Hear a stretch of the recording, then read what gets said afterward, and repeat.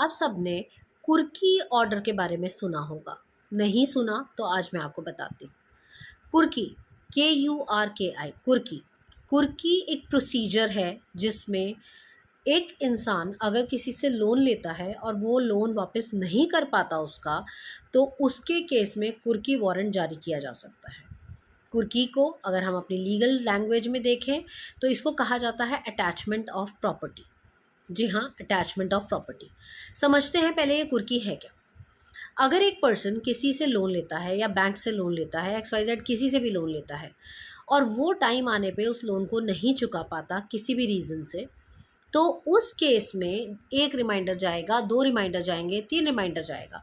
But after various reminders भी अगर वो इंसान उस प्रॉपर्टी के अगेंस्ट में जो उसने लोन लिया था वो वापस नहीं कर पाया है, तो उस केस में सामने वाला इंसान या बैंक या ऑर्गेनाइजेशन जिसने भी उसको लोन दिया था, उसके पास राइट आ जाता है कुर्की वारंट इशू करवाने का।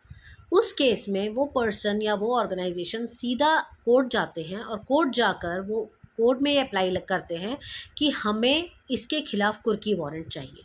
अब अगर कोर्ट उनको कुर्की वारंट दे रही है तो कुर्की वारंट का मतलब होता है यहाँ पर कोर्ट उसको परमिशन दे रही है कि आप जाएं उसके घर जाकर और आप उसके घर को बेचकर, उसकी प्रॉपर्टी को बेचकर, उसकी और भी कोई अगर प्रॉपर्टी है, अगर आपका लोन बहुत ज़्यादा है तो उसका व्हीकल, उसकी प्रॉपर्टी, उसका और जो उसका सामान है उसको बेचकर आप अपना लोन का अमाउंट रिकवर कर सकते हैं।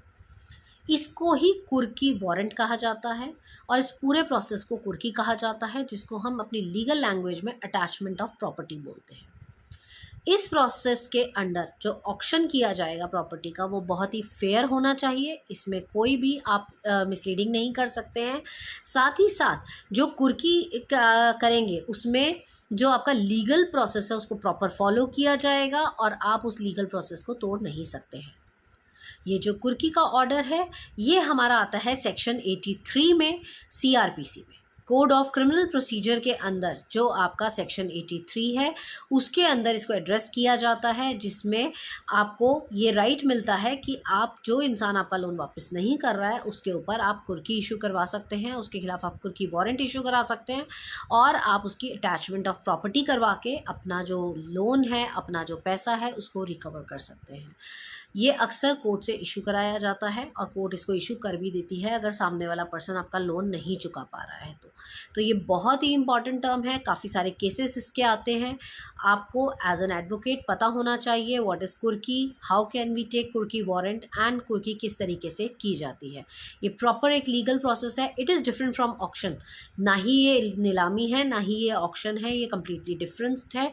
तो आपको इसके बारे में और भी डिटेल पढ़नी हो तो you can message me up, and for any other information related to law, any other information related to studies, you can contact me on 9953308400. Stay tuned.